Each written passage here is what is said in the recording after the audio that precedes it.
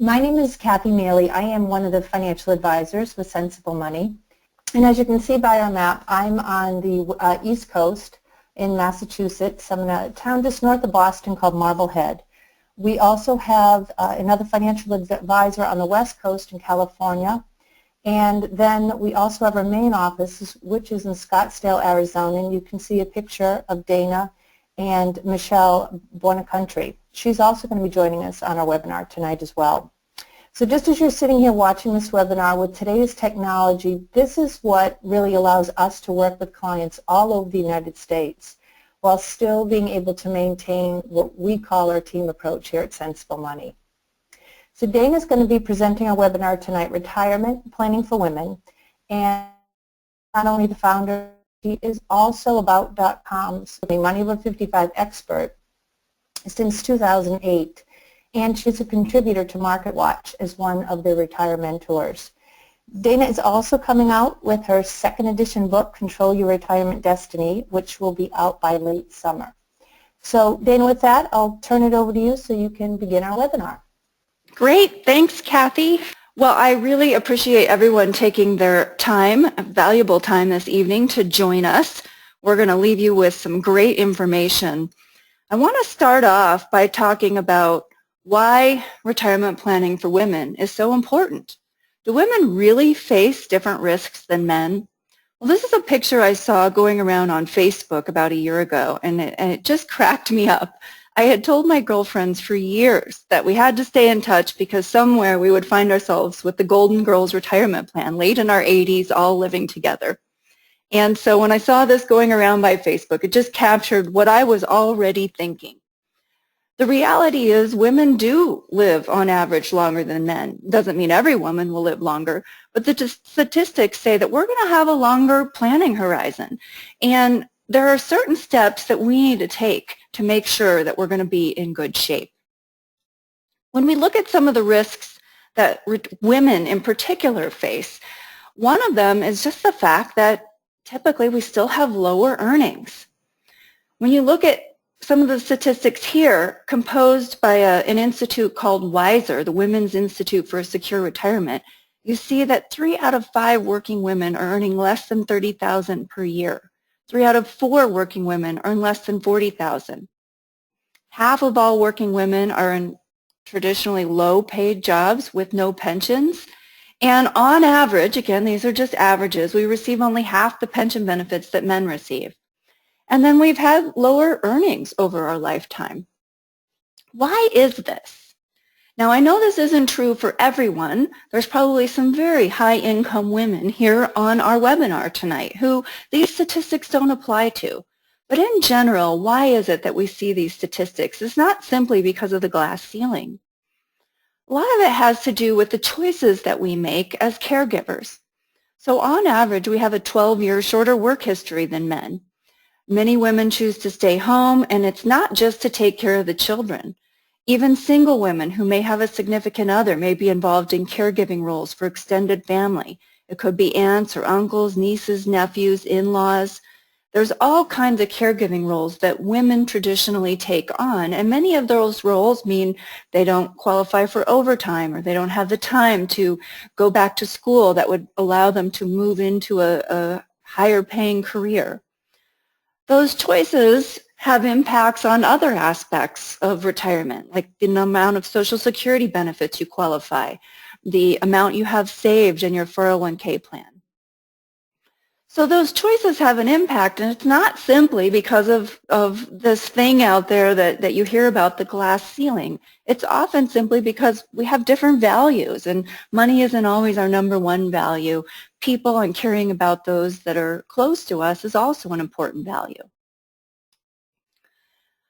Trying to bring those values into play and coordinate them with the financial decisions is one of the critical things that women need to do. Because of the lower earnings and less time in the workforce, 40% of elderly women have virtually no income other than Social Security. Those are often women who stayed home to raise the children, never went to college, or if they did, they were out of the workforce for so long that they couldn't really get back into a good career. We are more likely to underestimate our life expectancy than men. And if we look at the statistics, approximately 60% of us who are alive at 62 can expect to live to age 90. Women on average tend to do their planning and look about 10 years out. And when you're thinking about retirement, that planning horizon needs to be much longer. We need to say, well, what will happen to the 82-year-old me? What kind of situation will the 90-year-old me be in? This was another story I saw floating around on the internet out here on the right-hand side. South African woman celebrates 100th birthday with a skydive. Now, I have actually been skydiving 3 times. It is rough on your body. So, when the parachute goes off and it jerks you when you're harnessed. So I can't even imagine being 100 years old and taking that on, but she did. So you never know what adventures are in store for you. But if you want to continue to have adventures, or even if you don't want adventures, you just want to know that you're going to be comfortable and secure, planning is going to be critical to make sure that happens. When we talk about caregiving roles, the other decision that women focus on a lot is that decision to be single or married, stay married, get divorced. And those decisions have a huge impact financially. There are 3 areas that I want to specifically focus on in relation to the I do or I don't decision. The first is taxes. The second is Social Security and pensions, and I'm grouping them together because they both provide guaranteed income for life. And the third is estate planning. So there's a big distinction between taxes for singles and married. And there are many studies that show that retirees underestimate the impact that taxes have on them. That taxes can actually be an expense that's even larger than health care. Now, many of us are concerned and we read stories about the cost of health care in retirement, but we don't really think about taxes. And where that can come into play, you may have seen a standard rule of thumb called the 4% rule floating around out there. And it says, well, on average, you can withdraw about 4% of your retirement assets per year and have that reasonably be expected to last for 30 years. Well, that's a great example of a rule that isn't considering taxes. If that 4%, let's say $4,000 you're withdrawing per $100,000 of savings is coming out of an IRA or a 401k, you're going to have to pay taxes on that. And so 25% of it or even more may have to go right to Uncle Sam, which means after taxes you're only keeping $3,000 of that $4,000 withdrawal. So taxes have to play a role in the retirement planning, and they also play a role in the marriage decision. And whether you may be contemplating getting married, getting divorced, or one of the biggest risks that married women do face is they're very likely to find themselves to be a widow later on. And so you could be at married tax filing rates today, but find out that later in life you've shifted over to the single tax filing rates. So let's look at the impact some of that can have. Here, what you're looking at are the 2016 tax brackets. And for the first $9,275 that a single has of taxable income, now taxable income means you have all your gross income that comes in, and then you get to take off your personal exemptions and deductions or itemized deductions if you itemize, and that leaves you with this taxable income number. This first amount of taxable income, single or married, is taxed at a 10% rate. Any dollar that falls over $9,275 but up to this $37,650 is taxed at 15%. So when you cross over into a tax bracket, it's not that every dollar is suddenly taxed at the next higher bracket, but only the dollars that fall in this range are. But here's something interesting about the tax code. If we take the single number times 2 at the 15% rate, it equals the cutoff between the 15 and the 25% bracket for marrieds. But as you start to move into higher brackets, that's no longer the case. So 91,000 times 2 is over 180,000. What that means is 2 high-income singles who get married are likely to end up paying, or there's certain places where they could pay even more taxes if they get married than if they had stayed single. And in some cases, I had calculated for two people, let's say they were each making $190,000 each, two high income earners, and they get married. Their combined income is now going to be $380,000. If they had stayed single, they're actually going to end up, by being married, having an extra $149,000 that's being taxed at an extra 5%. That's a lot of money. That's $7,450 of extra taxes just because these two high-income earners chose to get married. Now, there's a second tax that can kick in. High-income earners have phase-outs. And a phase-out is where you begin to lose your itemized deductions. So MAGI is what's called modified adjusted gross income. And as a single, if your modified adjusted gross income is greater than $259,000, you may start to lose some of your exemptions and deductions. But once again, that married cutoff is much lower than 2 times the single cutoff. And so marrieds can find themselves, high-income married couples, paying a lot more taxes than if they were single. We have an actual client we did this calculation for, and if they get married, they would pay about $35,000 a year more in taxes than the way they're doing it now, which is by cohabitating. So there is a decision where taxes, if you're a single high-income earner or you find yourself divorced and you're contemplating getting married again, there's a reason where you might say, not yet. Not while we're both in our high earning years. Maybe financially that's not the best decision. That's one way the tax brackets can impact that I do or I don't decision. Another thing that can happen is when you're retired, you may find that you have IRA distributions and Social Security, and you're going along and you're in the 15% bracket, but suddenly you find yourself single, one spouse passes, and you can instantly find that you are suddenly in the 25% bracket. Now, there are certain strategies that we can talk about that are particularly beneficial for women because they have better tax advantages later on. And so for women, using those types of accounts and those types of strategies, such as the Roth IRA, can be more beneficial should you find yourself as a sole surviving spouse.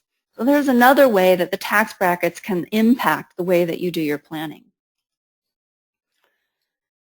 There's one additional tax, the net investment income tax, that also impacts high income earners. And so once again, the cutoff for marrieds is $250,000. So if your income is greater than $250,000 for marrieds, this tax can start to apply. But the cutoff for singles is $200,000. So there's many aspects of the tax code that may cause a high income earning couple to pay more. Then we have Social Security and pensions. I want to start with Social Security. We're going to go through a few basic rules about how Social Security works, and then we're going to look at some real-life examples, and again, how that single or married decision impacts the Social Security benefits. So one of the basic rules is something called full retirement age, which is age 66 for anyone born January 2nd, 1943 to January 1st, 1955. So full retirement age is a particular term defined by Social Security. And if you file for benefits before that age, you get a reduction. And if you wait and apply for benefits after that age, you get an increase, something called delayed retirement credits. And there's something called the earnings limit that only applies if you were to collect Social Security before your full retirement age. So the earnings limit in 2016 is $15,720. And what that means is if you were to collect Social Security at 62, but you kept working, if you earn more than $15,720, then some of your Social Security benefits can be owed back. And so for many people, when we look at their likelihood of continuing to work, it doesn't make sense for them to file for benefits before full retirement age. And that can even apply to people who are widows. As a widow, you can collect Social Security as early as age 60, but the earnings limit will still apply. So when we factor all of that in, there's actually calculations, and we're going to look at a few of them in a few slides that we can run to show you what option of collecting is likely to give you the most money over your lifetime. There's one other kind of funky rule to know. These initials WEP and GPO. WEP stands for the Windfall Elimination Provision, and GPO stands for the Government Pension Offset. So these are rules that usually affect firefighters, law enforcement employees, postal workers, and a lot of teachers. So people who work for government agencies or municipalities. If that agency or municipality has a pension system that does not participate in Social Security, meaning you don't have the Social Security payroll taxes withheld, then these kind of rules can apply to you. There's 14 states that they typically, you'll see these provisions apply to: Alaska, California, Colorado, Connecticut, Illinois, Kentucky, Louisiana, Maine, Massachusetts, Minnesota, Missouri, Nevada, Ohio, and Texas.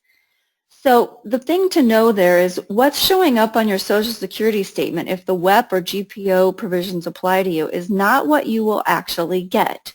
So again, a real life example, we have a client, she worked as a teacher in Kentucky, and she gets a pension. It's about $34,000 a year. Her husband recently passed away. She does not get the widow benefits, and she will only get about $41 a month of Social Security, even though her Social Security statements that she would get said she should be getting about $1,600 a month. She won't, because she didn't participate in Social Security for most of her career, and this provision says you don't get what they call a windfall. You don't get your full Social Security benefits and your pension if you weren't contributing to Social Security all of those years. So it's important to know it because it affects a lot of women who are educators, and what you think you might get just by looking at your Social Security statement may not be what you're actually getting. A few other rules around Social Security before we look at some examples. So there's length of marriage rules. You have to be married 9 months to be eligible for a survivor benefit on your spouse's record. Now, believe it or not, some people find themselves widowed or find themselves getting remarried in their 70s or 80s. We'll look at an example of that. It's 1 year to be eligible for a spousal benefit. And that means even if you never worked or worked very little during your life, you can still get a benefit based on a spouse's record. It's 2 years to collect a spousal benefit in a divorce situation. So believe it or not, ex-spouses can also collect spousal benefits. You had to have been married for at least 10 years. But if you were married at least 10 years, now you're divorced. If your divorced spouse is at least 62 but hasn't filed yet, you are actually eligible for a spousal benefit on their record as long as you are 62. If they have already filed, so you're divorced later in life, they already filed, then there's no 2-year requirement. And if you're a widow, you must not have remarried prior to age 60 to be eligible for widow benefits. Now, widow benefits apply not only to a deceased spouse, but to an ex-spouse. So again, if you were married for over 10 years, your ex has passed, you are still eligible for widow benefits on their record. So let's look at how some of these rules apply in some real-life situations. This example here is someone who could either collect her own retirement benefit or a widow benefit. Now, she actually could have started a widow benefit as early as age 60. So it says 0 here, but she actually could have started, but she was still working. And so the earnings limit would have actually made her ineligible for any benefits. They would have gotten retracted because she made enough money that she was over that earnings limit. But now she plans to stop working, and at 63, let's say she went into the Social Security office, and they might say, well, you can take your own benefit, which is $1,744 a month. And that's more than your widow benefit. If you start a widow benefit right now, you'll get $1,635 a month. And we see this happen quite a bit. So someone says, well, I'll take the more. I want $1,744 a month. Great, done. They make their decision, and that's it. But there are other options available to them. So over here, one of the options she has is to file what's called a restricted application. So widows can file a restricted application at any age and say, I only want to apply for my widow benefit right now. So I'm going to get this $1,635 a month, and I'm going to leave my own benefit alone. And then out here at 70, I'm going to switch over and start getting this $3,309 because your own benefit continues to accumulate what are called delayed retirement credits. So this is how this looks. Over here on the right-hand side, she starts at 63 and she collects her widow benefit, and this is an annual number of what she's getting, and it goes up because there's an inflation adjustment built into Social Security benefits. And then at 70, you see this partial year because her birthday was in the middle of the year. She switches over and then starts getting her own larger benefit amount. And this is a real client of ours whose spouse, they were both my clients, and he passed away many years ago. And she is in a wonderful, happy new relationship. And so the decision came up, she wants to get remarried. And in her case, we said, we think that's great, but not until after 60. And so the person she wants to marry doesn't have the same amount of Social Security benefits. And if she were to get remarried before 60, she will void this ability to use this strategy, collect the widow benefits, and then switch over to her own. So there's a case where, again, the Social Security decision impacted, well, should we get married or should we not? And financially, the answer was, yeah, absolutely, but not until you're age 60 or older. There are impacts to marriage for spousal benefits, and we've just looked at widow benefits. Let's look at the difference. This is a couple where this is the wife's benefit amount if she were to collect her own at 66, and this is the husband's benefit amount at his age 66. Now, she didn't work very much, which is why her benefit is low, but she's actually eligible for a spousal benefit that can be 50% of what he would get at his full retirement age. His full retirement age is 66. So she can get half of this $26.45. So just over $1,300 a month is what she'll actually get, not this $403, because she'll be eligible for a spousal benefit based on his earnings record, and that will be more than her own. So that's how the spousal benefits work. Now, she's eligible for half of this amount, and it will then go up with inflation, but as a spousal benefit, she can't ever get more than half of what his age 66 benefit amount was. So if there's no benefit to her waiting till out here and then collecting a spousal benefit. It's to her benefit to start right at her full retirement age. Widow benefits are different. At any time that he should pass, she will begin getting this dollar amount, whatever this larger dollar amount is the widow benefit. So whatever he was getting is what she will get, and the spousal benefit at that point would go away.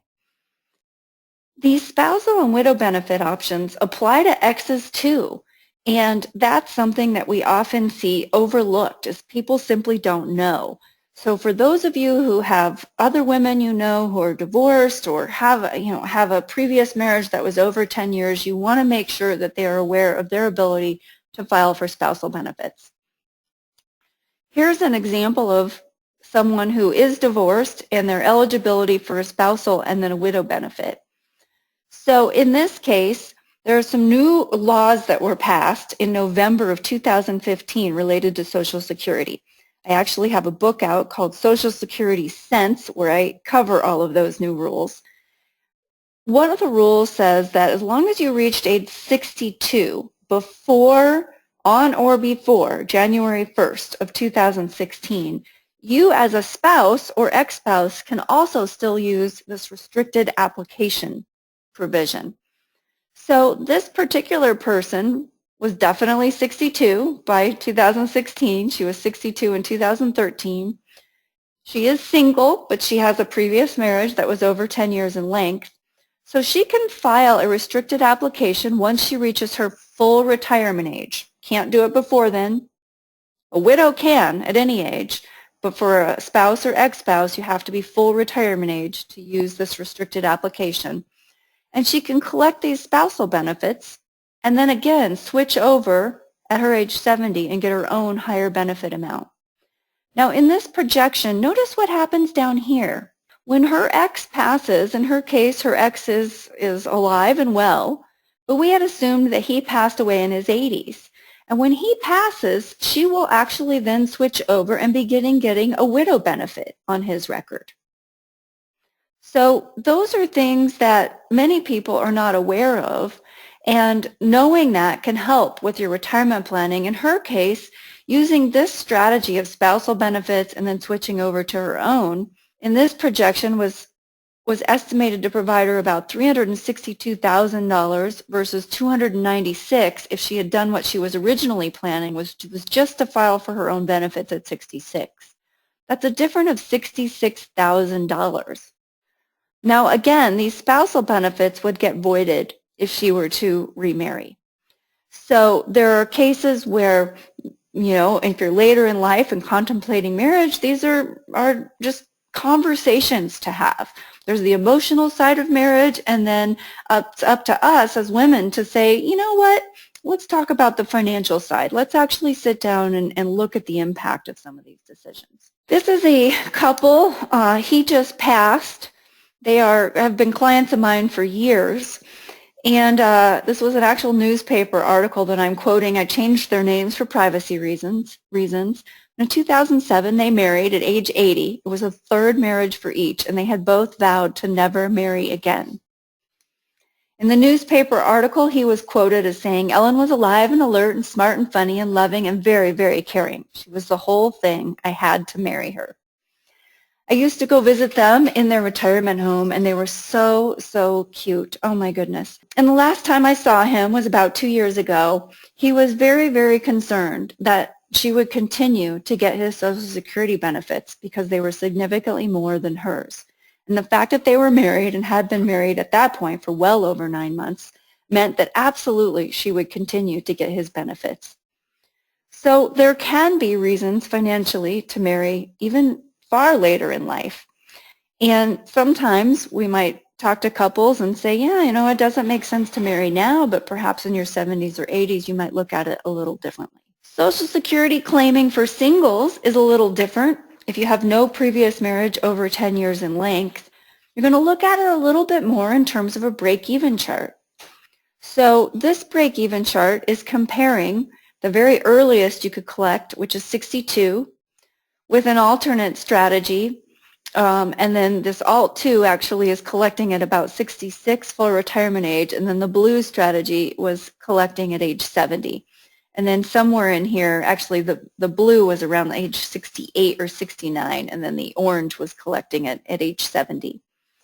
And so the longer you live, the more it made sense to delay.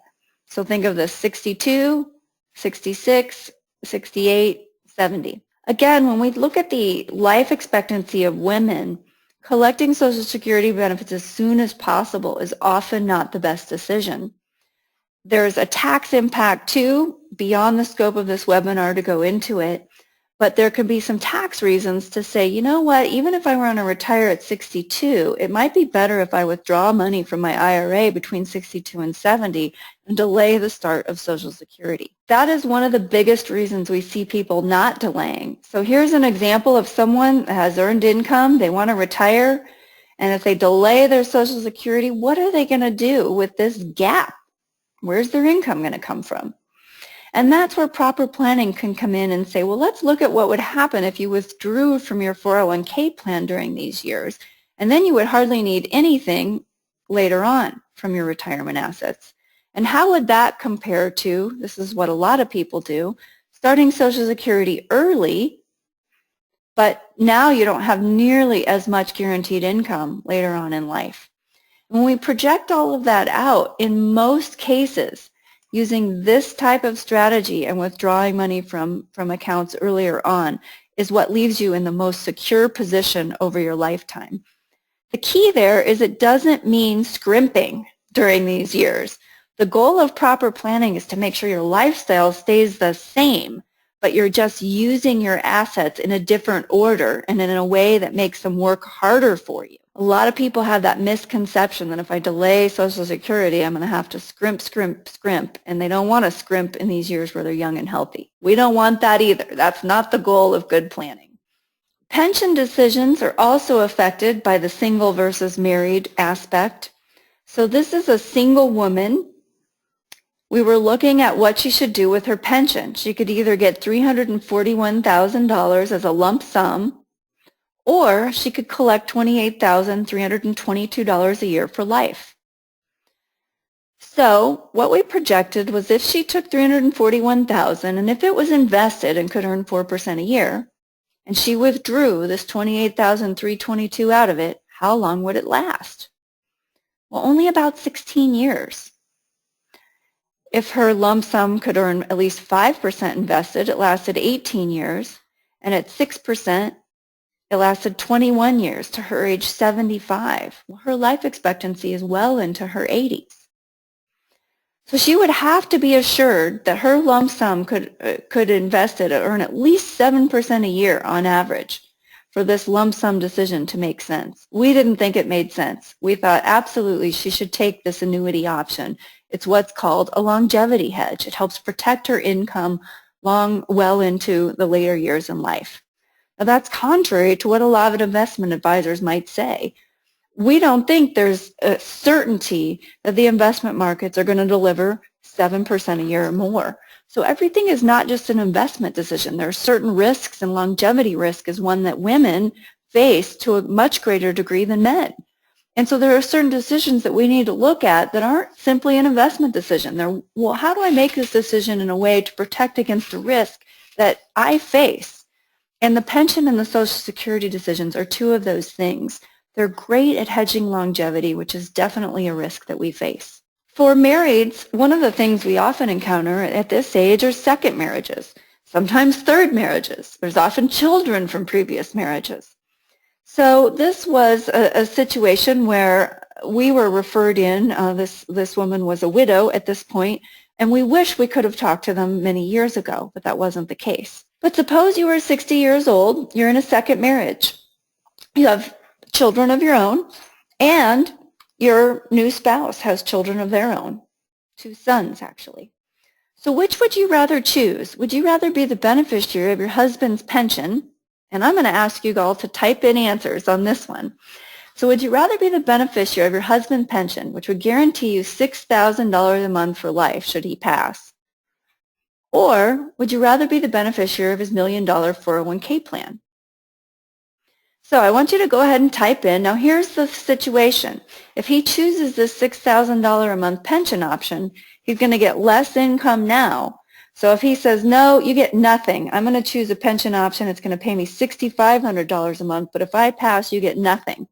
Or we can choose a pension that pays us $6,000 a month, and if I pass, you get 100% of it. So which one? You get to be the beneficiary of his $1 million 401k plan or $6,000 a month for life. Seeing some answers come in. No right or wrong answer. Well, there might be according to the math, but great. I'm seeing some pensions. I'd choose the $6,000 a month. I'd choose the 401k. I'd choose the $6,000 a month. 6,000, 6,000. Anybody else want to take a guess?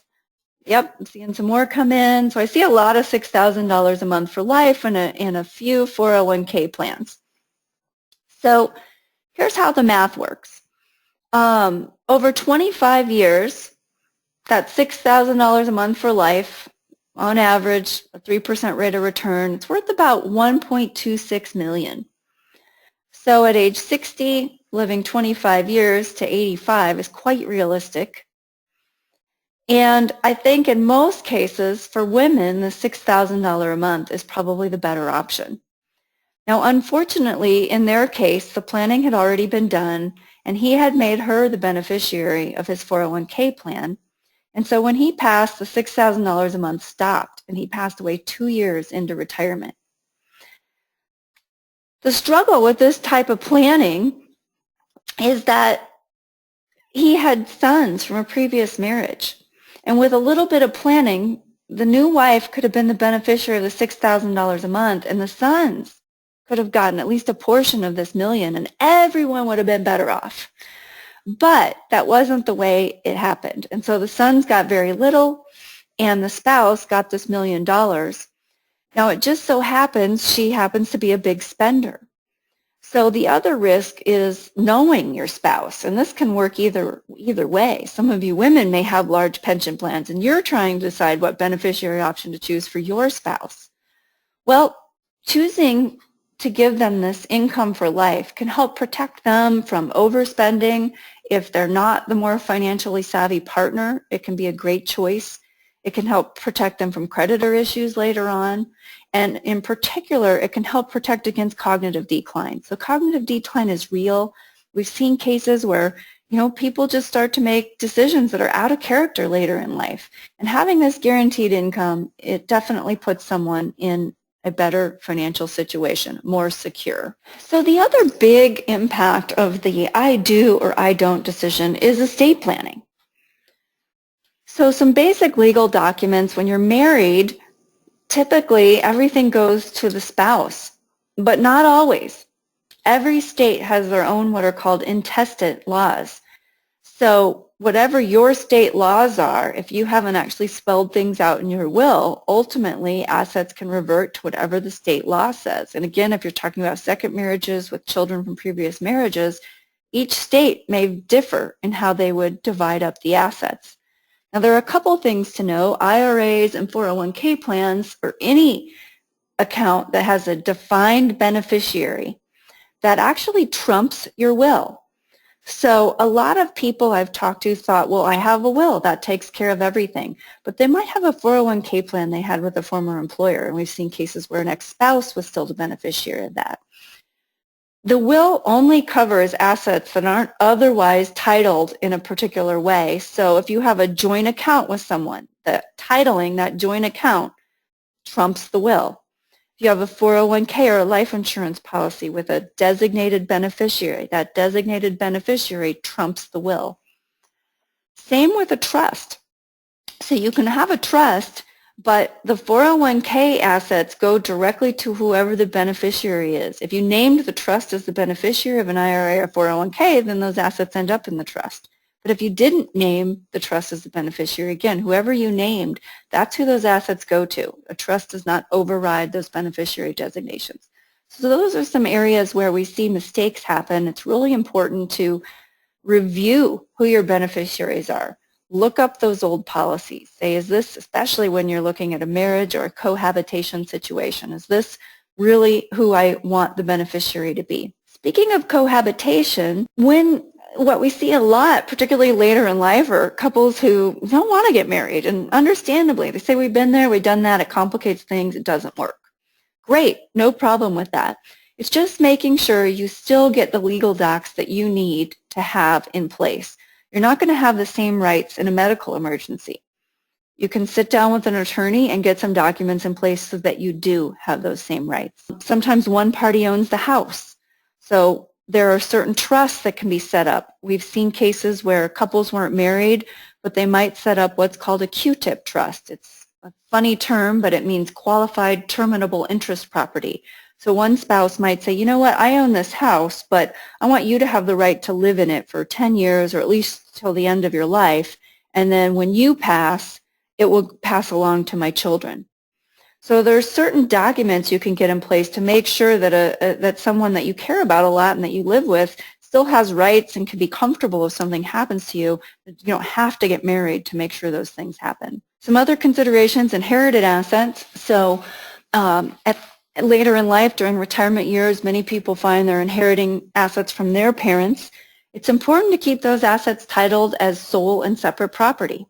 So you don't want to commingle those assets in a joint account with a spouse. Those assets are protected, they're yours, and should a divorce situation ever come about, you want to make sure that you preserve that sole and separate property status on those assets. There are also community property versus non-community property states, and that can affect your estate planning if you're married. And then there are some states that enforce this common law marriage. Each state can vary in their definitions of that. So I lived in Colorado for 7 years, and there, if you lived together over a certain amount of time, the state just assumed you were married, and a lot of the rules that applied to married people automatically applied to you. So those are all reasons to sit down and visit with an attorney, even if you're not married, and say, let's just get all this straight, let's just do it once, and now this stuff is over and behind us, and we can move on and enjoy the rest of our relationship. If you are married and it's not working too well, what do you do if you're contemplating divorce? I'm going to turn it over to Michelle. Michelle Bonacontri is a certified divorce financial analyst, and she's going to talk a little bit about the considerations that apply in a divorce situation. Michelle? Yes, I'm here. Thank you, Dana. As Dana said, I'm also a certified divorce financial analyst. And in addition to the retirement planning I do at Sensible Money, I also work with individuals and couples and other divorce professionals to help them develop settlement options that can really help create a peace of mind and reduce their financial and emotional impact during their divorce decision. And I believe it's really important work. I mean, if we just look at the statistics here, 1 in 4 couples over 50 divorce, that's 25%. And then we see since 1990, the divorce rate among those between 55 and 64 is more than doubled. And then that just increases further for couples that are 65 and older. And as women, we're really less likely to remarry after a divorce, or even widowhood rather. And so why is this really important? Really by 50, most of us are probably well into saving for retirement. And so losing half of your retirement plan could really be big. And it can be even worse, right, if we really haven't started saving at this point. So let's find out on the next slide why this is so important. So divorce can really diminish our peace of mind. It can affect our emotional, physical, and our spiritual well-being, in addition to our financial well-being.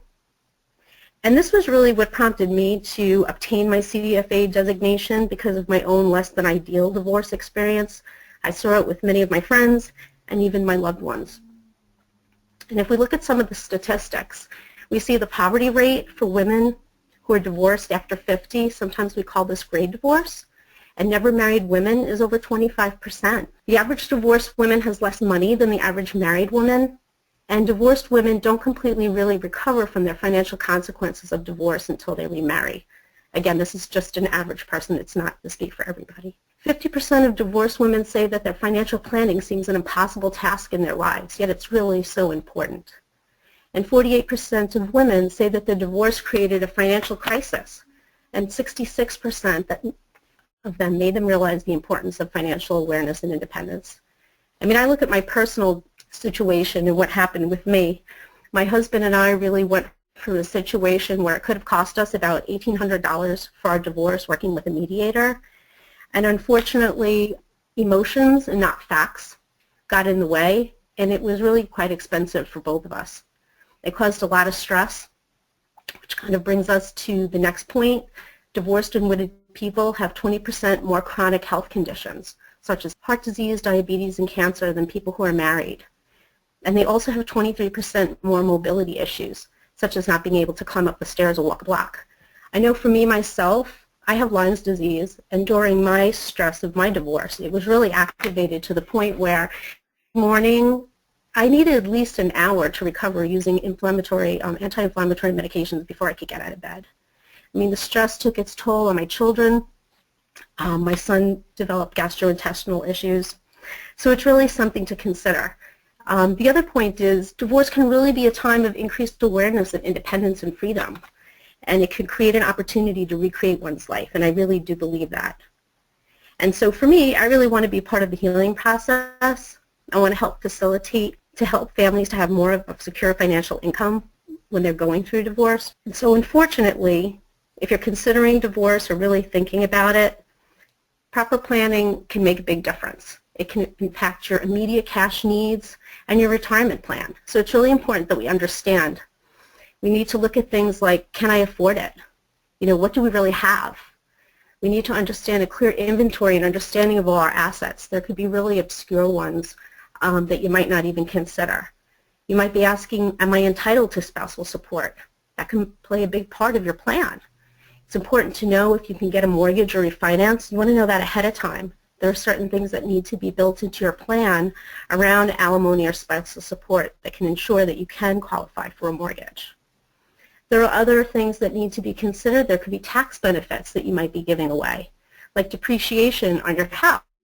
That needs to be added back to your cost basis, which is going to reduce that. That could have tax implications later on, and you want to know that. There could be carryover losses or passive activity losses that you really want to negotiate during your divorce settlement that could benefit one spouse or another, and you should be compensated for that. And then, you know, you want to consider things like, what happens to my spousal maintenance or my child support if my spouse gets disabled? Well, if that's not really covered in your divorce settlement and somebody does become disabled and you're expecting payments, they can refile and those benefits can be reduced or be lost.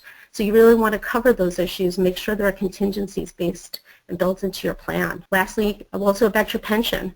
As Dana mentioned, a pension is guaranteed income. That's really important as part of our retirement plan as women. And what happens if your spouse dies, right? So you want to make sure there are survival benefits built in there. What if they decide to not just retire because they want to make sure you don't get your pension, your piece of it? You want to make sure that you're covering that as well. So it's really important we put all this hard work into our retirement plans. We're figuring out where those assets are going to be located. We're devising withdrawal strategies. We're doing tax planning. But that could really all be blown apart with the divorce plan. So you really want to make sure that all these items are reconsidered when you're doing your divorce settlement plan. Thank you, Michelle. You're welcome. Michelle and I have both seen clients that have gone through very collaborative divorce process where they sit down. You know, I have a girlfriend of mine who called it finishing impeccably. She was married for 16 years, wasn't working, but they sat down and they really did it through a mediation process like Michelle was talking about that can be very inexpensive and make sure both parties are left in a good or as good as possible situation. And then we've seen divorces that just turn mean and nasty, and the reality is there's only so much assets. The more you spend fighting on attorneys, the less there is for each of you to share and move on in a healthy way. So we're both huge fans of the collaborative process that you sit down and you figure it out together. So moving on, let's talk about women as investors. We actually are better investors than men.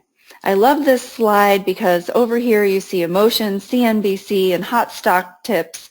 And here you see discipline, rebalancing, diversification.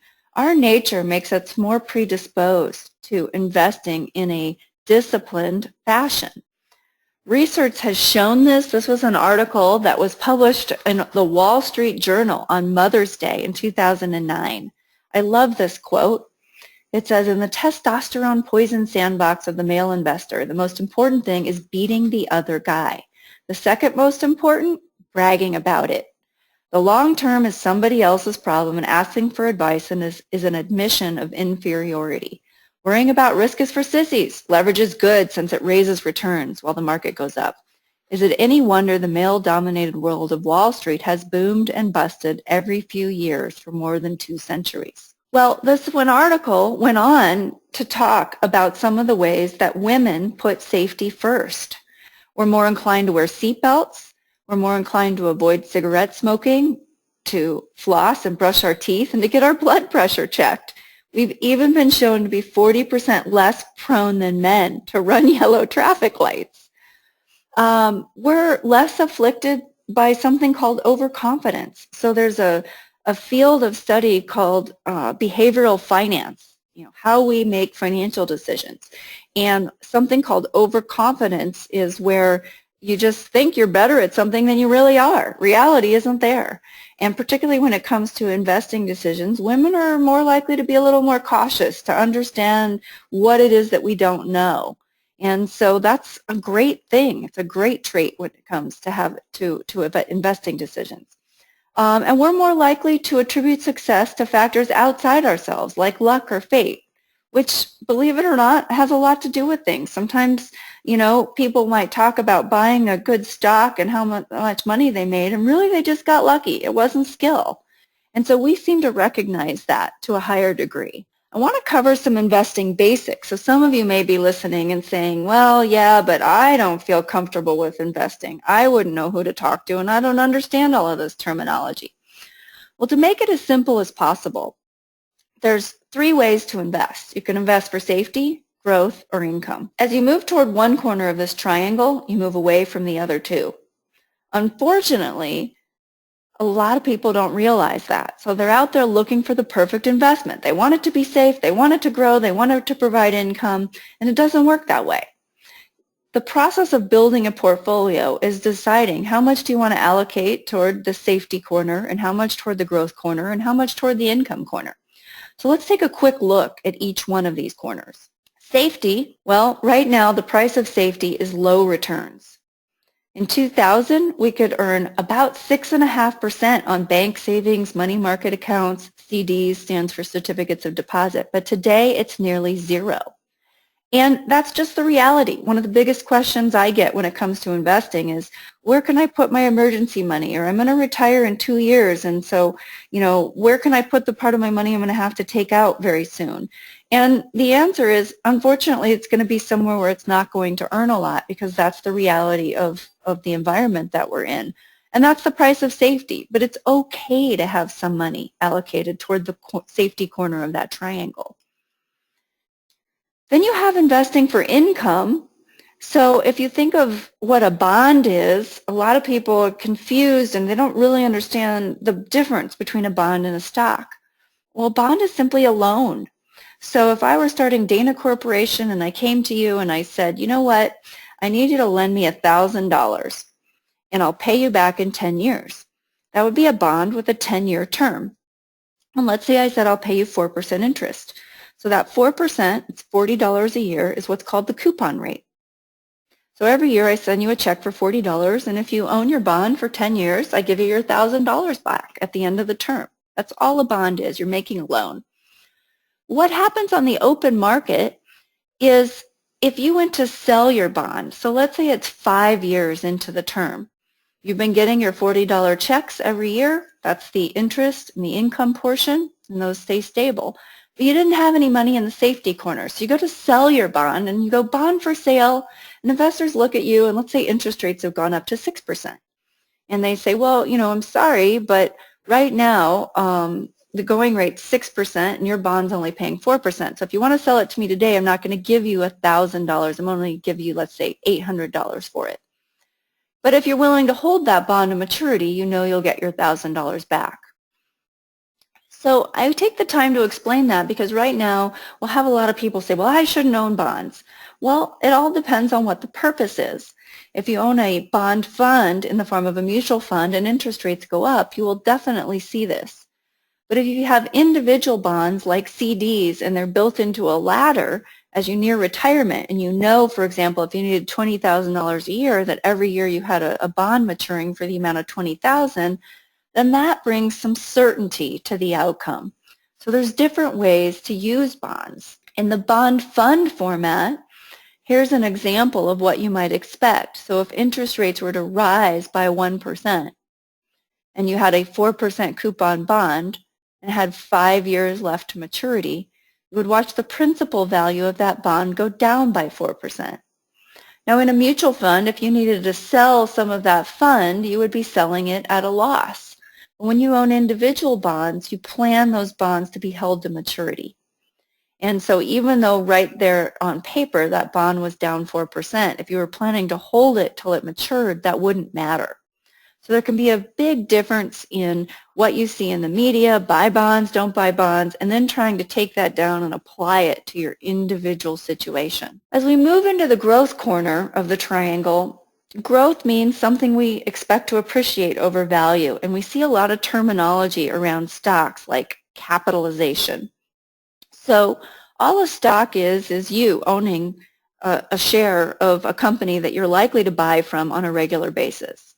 Do you ever use Kleenex? Do you put new tires on your car? Do you get gasoline? All of the goods and services that we buy, the majority of them come from publicly traded companies. Now, when we hear these terminology like capitalization, you might hear large cap stocks, mid cap stocks, small cap stocks. Well, what does that mean?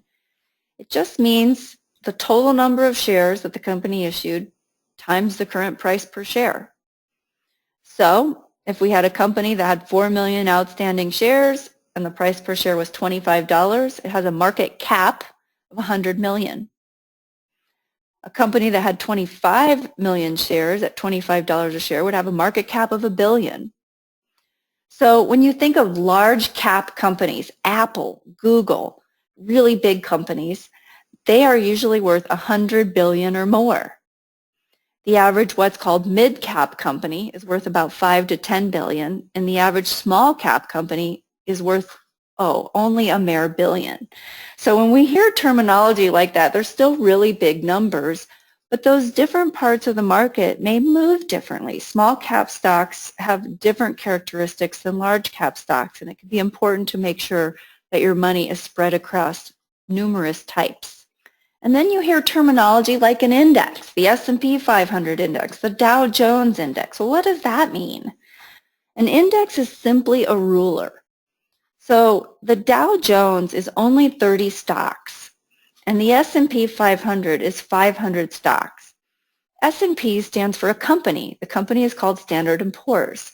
And they came up with a measuring system. So they look at the 500 largest companies in the United States, and that's what they say is composed of the S&P, and they exchange stocks in and out. So if a company like Woolworths is not booming anymore, they might pull it off the list and replace it with Walmart. And so all an index is a way to measure the performance of a basket of stocks, and it gives you something to measure your own investment portfolio against. There's something called the Russell 2000. It's measuring the performance of 2,000 of the smallest U.S. publicly traded companies. There's something called the Wilshire 5000, which actually has 6,300 stocks, and it's measuring the performance of the entire U.S. market. And then there's international indices. So you'll see this analogy. MSCI stands for Morgan Stanley Capital International, and EFA, Europe, Asia, Far East. So you'll still see this abbreviation related to indices that measure the performance of stocks overseas, whether it be Europe or whether it be emerging markets. When you start to put all of this together, what most people own in their 401ks or IRAs are mutual funds. And this would be an example of a large cap mutual fund. It would own big companies, we said worth $100 billion or more, like Nike, Pfizer, Microsoft, Wells Fargo. And every mutual fund has an expense ratio. So I use my cookie dough analogy sometimes. It's like you're baking a batch of cookies, you got the cookie dough, I always have to eat some of the dough. Well, because I eat some of the dough in a mutual fund, that's the expense ratio. A piece comes out for the management team, and then every share is slightly smaller. So you don't ever actually see that fee debited out of your account. You're just getting a slightly less return because of the expense ratio. Expense ratios are one of the most important things that you can look at. So when we look at people's 401k statement choices, what people often do is they go look at past returns, and they will pick whatever investments have the highest return over the last 5 years or last year or last 10 years. No, no, no, no. You want to pick in each category which fund had the lowest expense ratio in the large cap category, which fund had the lowest expense ratio in the small cap category, which fund had the lowest expense ratio in the mid cap category. So expenses have been proven to be a better predictor of long-term performance. Past returns have not been proven. Yet it's hard to get people to overcome that tendency to go for the things that have the highest returns. Sticking with that growth corner of the triangle, actually this slide has some growth and safety and income all built in. Each color represents a different measuring device, an index or a way to measure how that part of the market did. So these blue colors, this dark blue is the S&P 500 index, large cap stocks. This lighter blue, kind of a grayish blue, Russell 2000, small cap stocks. And then you see real estate investments, international, emerging markets. And then we have these green colors fall in the safety category, treasury notes, bonds, government bonds. Now, this is where women can really make better investors than men. Men will often look at this chart and try to predict patterns. Yeah, but look at, isn't there some way to, pick which, doesn't this one stay at the top? Let's put more money in this one.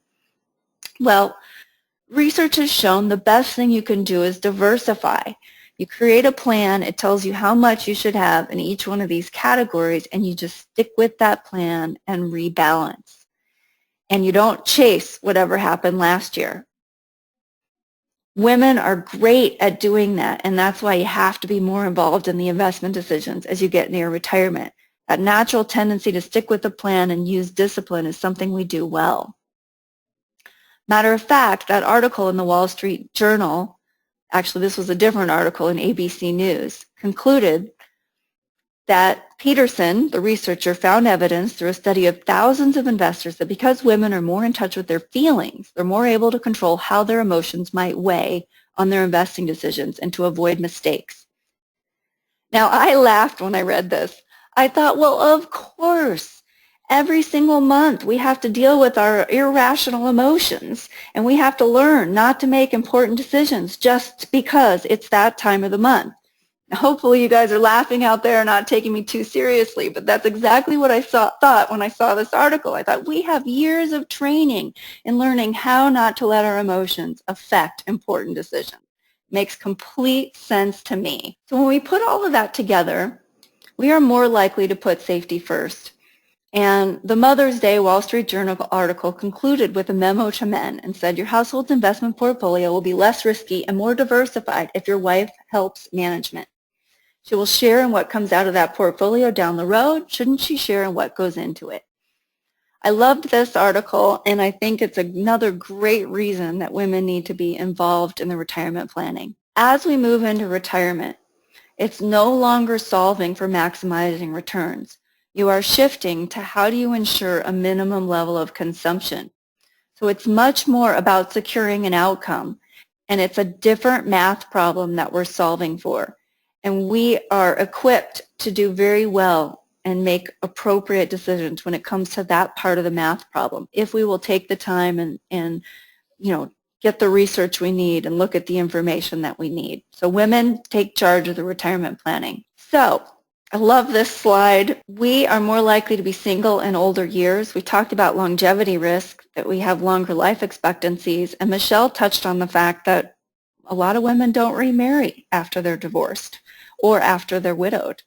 So the stats are 60% of males age 85 and over are married, and only 15% of women. So this makes it even more important. When I talked about tax brackets and the likelihood that we'll be single later in life, there's a planning tool that we can use. I call it the Wonder Woman of retirement accounts. It's the Roth IRA.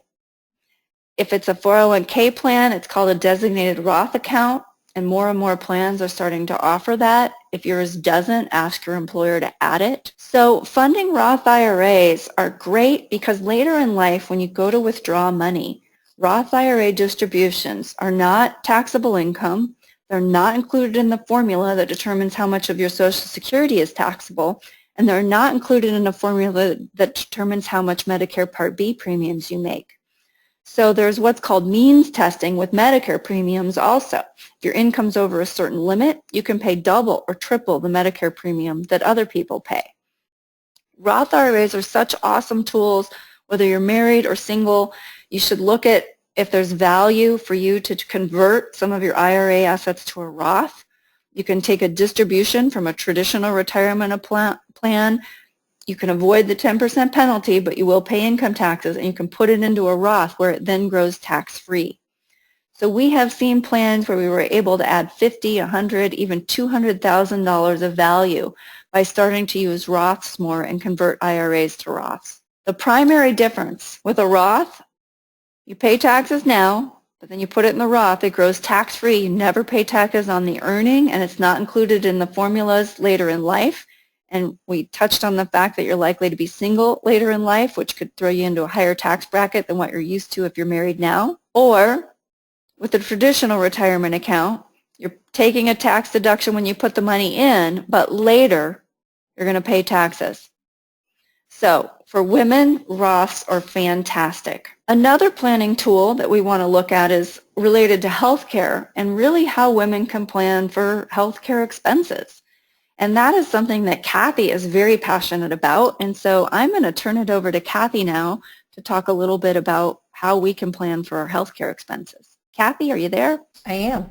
When we're working with people and we're looking at financial plans, I think this is one of the areas that we find that people tend to underestimate healthcare expenses. And when we're looking at this slide is from a calculator from the website is hvsfinancial.com. What it's showing here is for a healthy 60-year-old female, what are her healthcare expenses going to be when she turns 65 and starts Medicare. What this calculator shows, I know there's a lot of writing on this screen, but what we're looking at, the calculator shows that a 65-year-old woman will be paying anywhere between $6,800 to just under $13,000. Now the difference can be from where you live in the United States to your coverage that you have as well as your income. But I think this is a big piece that needs to be taken into consideration when you're looking at your expenses going out from 65 and forward. Some of those pieces that make up those dollar amounts are your Medicare Part B premiums that Dana just talked about that are means tested. There's usually a Medicare supplemental premium, there's your dental premium, and then there's your out-of-pocket costs. One thing, too, I want to point out here is these are costs once you're on Medicare. But I'm actually working with several female clients right now who are retiring before 65. One's 58, we have one that's 60. So they're also looking at what are their health care expenses going to be before they even get to Medicare age. And just remember, when you're working, you were paying maybe only about 25% of your health care costs, and that's usually with pre-tax dollars. But now once you're not working and you're paying on your own, you're paying 100% usually, and that's all with after-tax dollars. So this is an area that I want to make sure that you're really taking into consideration, you're planning for. And if you don't use these expenses, at least it can be used as a surplus. The next slide, and I will argue with Dana when she's calling the Roth account, the woman's superhero account. I would argue that it is the health savings account, otherwise known as an HSA. I love these accounts, and when I see clients that have the opportunity to have one of these, I want to make sure that they are maximizing their benefits. What a health savings account is, you are usually eligible for it, you are eligible for it if you have a high deductible health care plan. And there are annual limits, but any money that you contribute into this health savings account goes in pre-tax. And when you take money out of it, when you withdraw, if it's for qualified health care expenses, it comes out tax-free. So it's going, you get both sides. You get it going in pre-tax, and it comes out tax-free.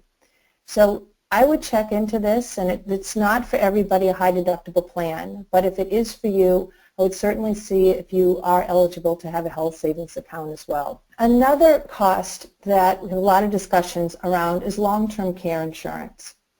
And a lot of people think of long-term care insurance as when you're going into the nursing home, and that's where that will really start using that insurance. But many people will be at home and they'll still need long-term care insurance, because that could be that they need help with cooking or cleaning or dressing. And this is a conversation that we have with clients to really decide if this is something that you want to take on. And I think if we look at the next slide, it gives us some good guidelines of the conversation. How do you pay for long-term care? And again, these are just guidelines, but I think it will open up conversations to have these discussions. With people, women, couples that have over $2 million in investable assets, that may be a time where you self-pay or you self-insure for any long-term care costs. If you have under $500,000 in investable assets, then that may be planning opportunities where you'll spend down those assets and you may go on Medicaid, which is different than Medicare. But that's a plan, and you can build that in. Then you get the people that are in between the $500,000 and the $2 million, and that's where I think it's a good time to really take a look at long-term care insurance to really see, is it possible to have some type of help with long-term care expenses as you're needing it when you get older. Another way is buying into a continuing care community. We're actually having a community built in the next town over from us right now. And this is becoming more and more popular. And people are looking at possibly taking equity in their home and then trading it in and buying into this continuing care community. And then the fifth way is, Dana opened up our webinar tonight talking about the Golden Girls, and we're talking about this. Women are living longer than men, and this could be another great opportunity to work with your friends and to be able to share resources going forward.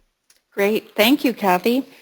Yeah, I love the Golden Girls plan. And I have to say, Kathy doesn't have to argue with me on the HSA. I thought about changing the slides, but it already said Wonder Woman with the Roth, and I didn't want to rearrange them all. Well, I was trying to think of another superhero, but They're both great. Sometimes I've called the Roth and the HSA the Wonder Twins. So when we put all this together, what you really need in retirement is a navigation system. So I think of it as I live in Arizona, Scottsdale. My parents are in Des Moines. And when I'm flying from here to there, rarely is the plane on course. As a matter of fact, it's a constant set of course corrections. And that is exactly what it's like in retirement planning. So there's no way we can sit down and put a 35-year projection in place and know that every year the numbers are going to look exactly like they look on that piece of paper. As a matter of fact, I often tell people, as soon as we put it on paper, the only thing I can guarantee you is it's wrong. But what I can tell you is over long periods of time, so we have clients we've worked with for 10 or 12 years, we can go back and look at the projections we did and see how, in the big picture, how actually close they are. So in any one year, because the market was up or expenses changed or retirement happened a year earlier or they worked a year longer, yeah, all of the particulars change. But in the big picture, once you have that projection, it's pretty easy to do course corrections and get yourself back on track and have a plan that you're shooting for. So some takeaways. For younger women who may be on the call, or for those that are your children, your grandchildren, have them start in their 20s and get a good education. Many of the decisions that are made in your later years are an outcome of what you decided when you were younger. Advise yourself and all the women you know that caregiving is great and it's honored, but be reasonable about it. Think about the financial consequences of it. Make sure you understand the impact of that time out of the workforce. Be involved in your decision on Social Security.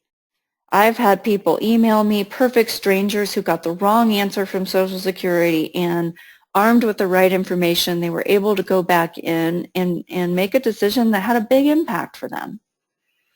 If you're going through a divorce, try to set the emotions aside. Like Michelle said, just don't let it get emotional. Be smart about it.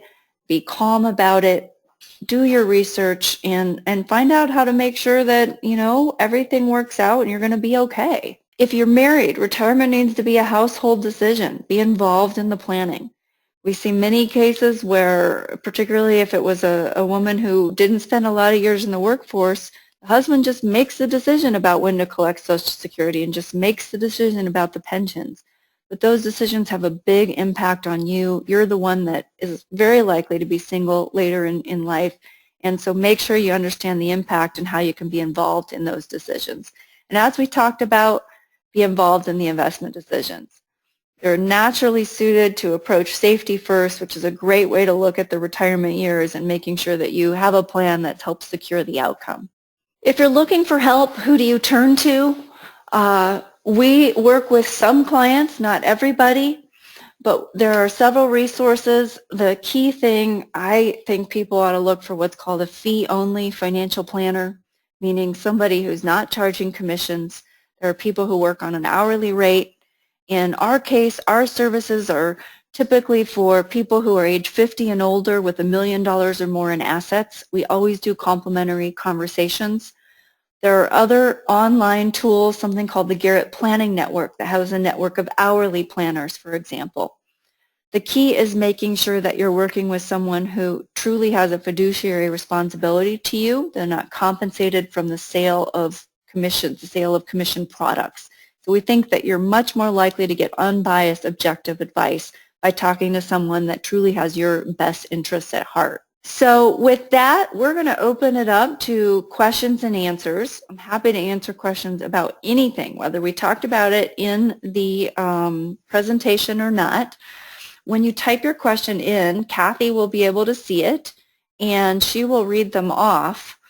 And amazingly enough, every time I do this presentation for women, the questions always start off really slow.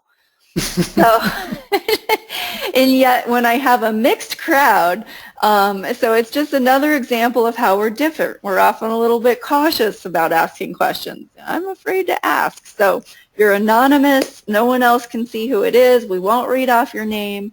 So open it up, whatever might be on your mind, feel free to ask. Do you have consultants in San Jose, California? Not in San Jose. So we have one of our financial planners works out of Mammoth Lakes, California. So with our what we call remote clients, just like you're seeing our screen now, we do our planning through this service called GoToMeeting, and we use Box. It's an online secure document storage. So we have a way to upload documents where they're not exchanged via email, which is less secure. And so yeah, we were able to work with clients all over the country. We have clients we have never met face-to-face, but we work with them just like we're doing here on this webinar. What advice do you give someone who wants to retire early? That's a great question. It really depends on, well, honestly, the answer is get a plan in place.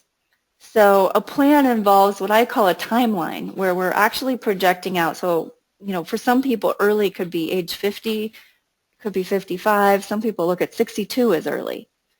So depending on what early is to you, it's projecting out when you would start Social Security, what other types of guaranteed income you might have, a pension, rental income, and creating an income timeline, and then creating an expense timeline. Retiring early, you might have a lot of extra years where you have to cover more healthcare costs, like Kathy was talking about, up until 65 when Medicare kicks in. So if you're retiring at 55, that could be a 10-year gap. So it's laying all of that out in a timeline so you can actually see how the numbers would work, what you would have to withdraw, and that helps you decide how realistic that is. One of the things I always say is there's your values, and then there's your plan. And I can have two people with identical financial circumstances. One of them, we might create a plan and say, that doesn't work unless you spend less.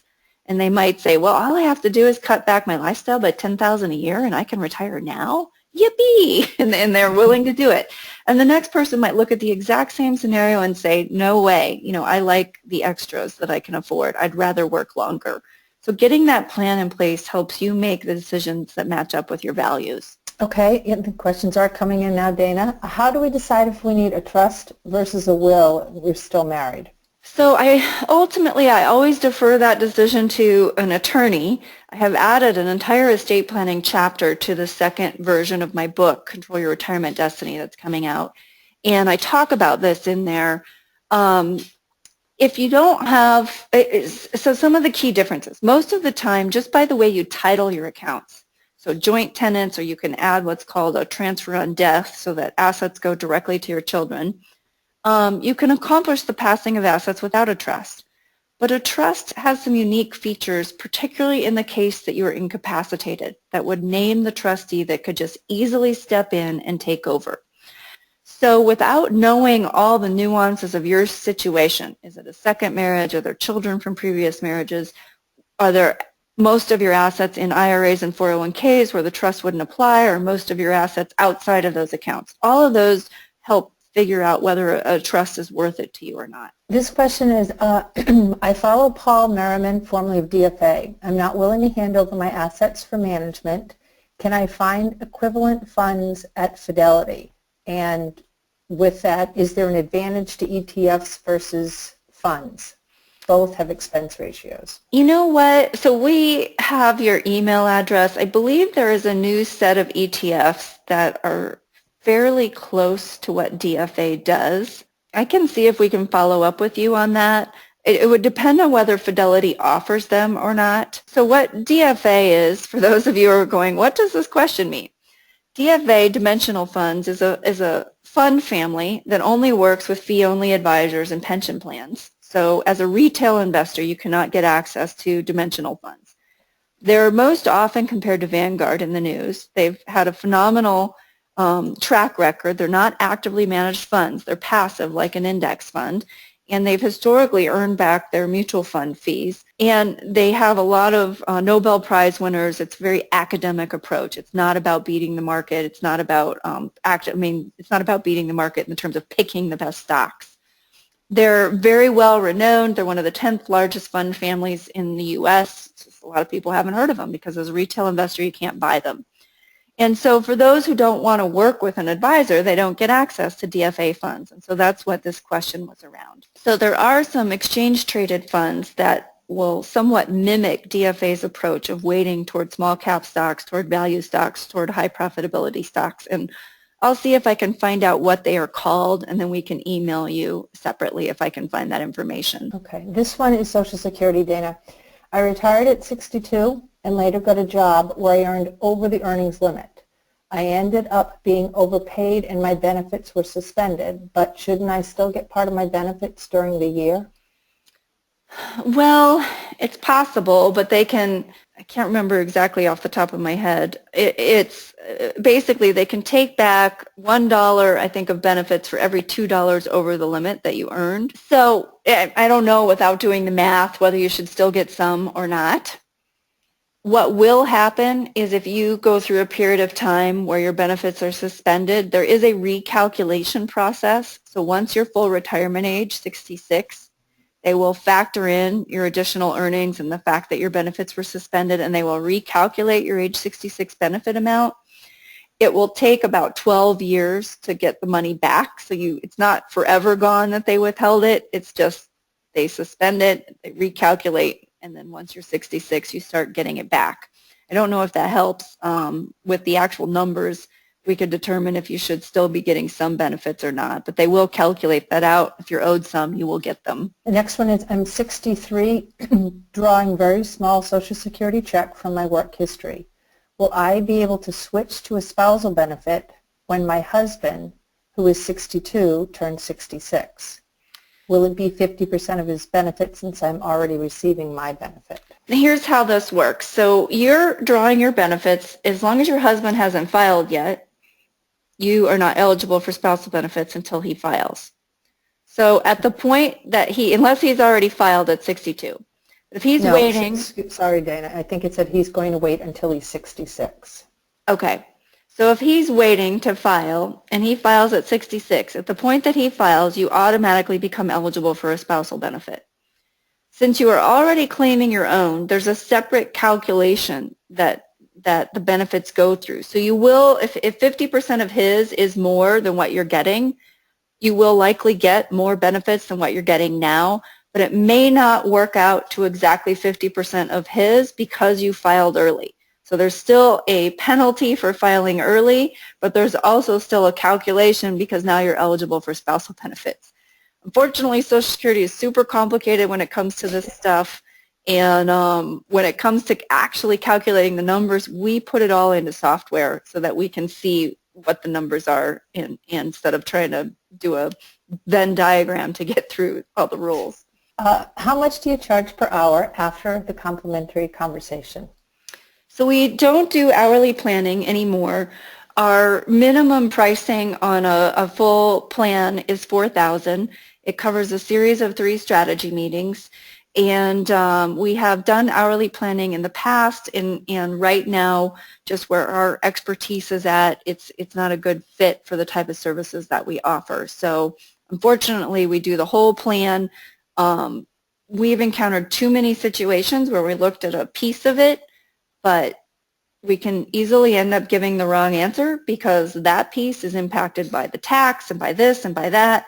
And without looking at the whole situation, we just don't feel comfortable giving piecemeal advice. So we made a decision not to do that anymore. I am 62 years old, was married for 28 years, divorced, and he has passed. His Social Security is more than mine, and she makes $75,000 a year at work currently.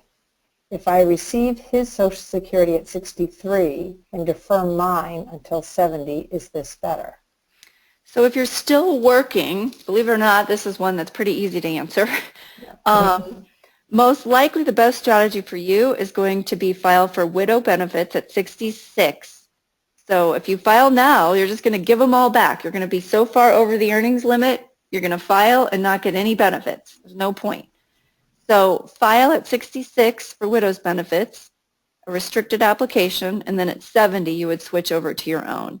For widows, in your situation, that is almost always the best strategy. Is it possible and does it make sense to file a restricted application against an ex-spouse's Social Security benefits when the amount of the ex-spouse's benefits would be less than mine? Until I reach age 70, I would have to take more income from my investment assets to close the income gap. But when I reach 70, I would receive much more Social Security income. Yes, it's entirely possible that that would make sense. I think that the person asking this question, we might actually be working with you doing a plan. So if that's the case, we will answer this question and run you through our software definitively. But theoretically, yes, there are many cases where it would make sense to use an ex-spouse's benefit, even though it's less than your own, because your own, since you haven't filed for them yet, are accumulating delayed retirement credits. And between 66 and 70, it's an 8% a year increase. It's a significant increase. When we run all of that out, there are many, many cases where it makes sense to take a lower spousal benefit and then let your own accumulate and then switch over to your own at 70. I think there's one question coming in about our email addresses, and I think if that's, it said, are the Sensible Money email addresses on the presentation? This one, info@sensiblemoney.com, goes to Jody, and she will get any questions out. So if you do want to email us, that's the best one to use, and then she will know who to send it to. Here is another one came in, Dana. I am a widow. I have a new advisor who I feel means well, but talks down to me. Help. Well, it's not the first time I've heard that. I'm so sorry to hear that. You know, I have an article on Money Over 55 that talks about questions to ask an advisor, and one of the things that I suggest is ask them to explain a concept to you. So I don't know, anything. The key is, you know, ask them to explain to you what the difference between a stock and a bond is. Ask them to explain what a mutual fund is. I mean, it could be something that you already know. It's probably better if it is something that you sort of know. And you're just simply looking for that exact thing. Are they talking down to you? Are they genuinely interested in making sure you understand the answer? And I encourage people to work with people they can understand. You want to understand the answer. It's not just about the information. It's, you know, do they care about you? Or do they care that you understand? We all make better decisions if we understand. You know, my suggestion to this person is that you would interview new advisors and find someone that you really feel comfortable with and that you feel like they're going to answer your questions and really be concerned that you understand the answer and not talk down to you. You don't want that. Not good. Any other questions? Anyone have anything that they'd like to type in before we finish up? I think that's it, Dana. Great. Well, thank you, everybody, for taking your time again. We really appreciate it. We've recorded this. If it turns out well, we will be sending a link out to the recording. And if you're signed up for our Financial Sense newsletter, we'll let you know when the next presentation is going to be. Have a great night, everybody. Bye-bye.